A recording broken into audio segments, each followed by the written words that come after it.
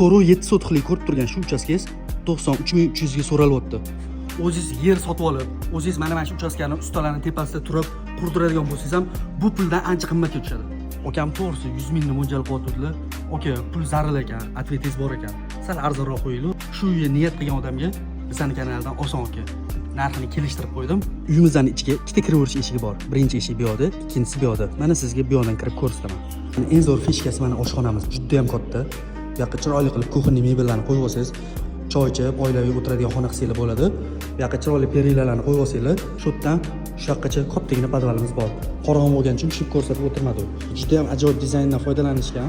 Asosiy eshigimizdan binoyimizga kirganingizda birinchi mehmonxonani ko'rib turibsiz. Bu yoqda mana ikkinchi mehmonxonamiz. Hol qismimizdan to'g'ri yurib kelganingizda birinchi bolalar xonasi. Mana yotoqxonamiz o'zimiz Samizul hojatxonasiga ega va bu yoqda yana bitta yotoqxonamizni ko'rib turibsiz. Santexnika, aristollarni, suvlarni, yo'ngichlarni qo'yishga xonamiz bor. Bu yoqda mana orqa hovlimiz ham bor.